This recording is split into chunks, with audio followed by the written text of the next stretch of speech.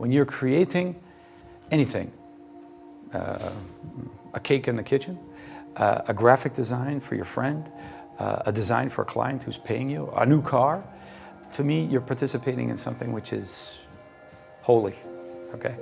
The world is about creating. The world is not about destroying.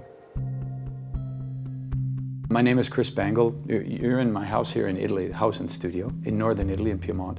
But I'm an American. I got my big break when I was hired from college to go to General Motors in Germany. I was there from '81 until '85, and then moved to Italy to work for Fiat with my new wife, Catherine. She's Swiss. And I went from being in the interior studio at Opel to being an exterior chief at Fiat. But in 1992, BMW was looking for a design director. They asked me to come and join them. In BMW, I became the group design chief after we expanded and added more brands like Mini and Rolls-Royce. And I was there for 17 years. Well, in the days that I was in BMW, we did some radical things that we felt were necessary and have subsequently proved out to be at least a trendsetter within the industry. Many people followed where we led. Among those was the rear end of some cars, which was very particular. Those days, we were making cars much taller. They had to be to get above the engines, because the engines were taking huge amounts of air in to be more efficient. And we had a real conflict. I mean, roof is going up, tail is going up, but these lines are down here. How do we connect them? So we connected them in a completely new manner for the time, but we felt it was very logical. And at the time, I said, well, I guarantee you when other people get to this problem, they will solve it in the same way. And sure enough, they did.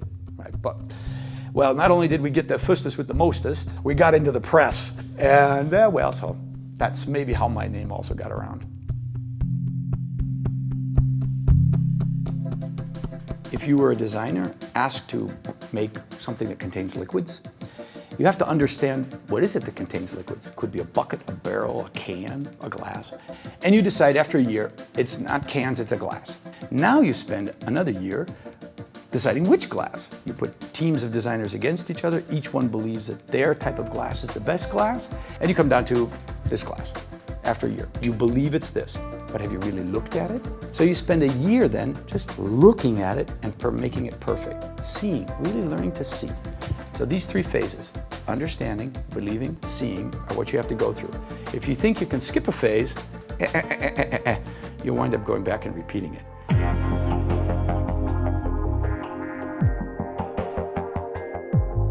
People think Gina, they think stretchy cloth car.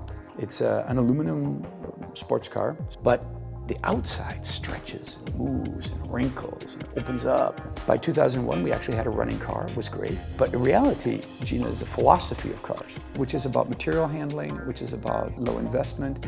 It's about prioritizing emotion. It's about letting the materials do the talking.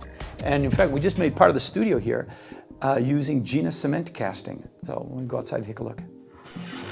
When we talk about using a Gina technique, what we mean is not using fixed rigid tools, not using something that gets thrown away afterwards, but trying to use materials in a very natural sense. So the whole ceiling in here has been cast in cement only by using cloth put over some bags on a normal flat board.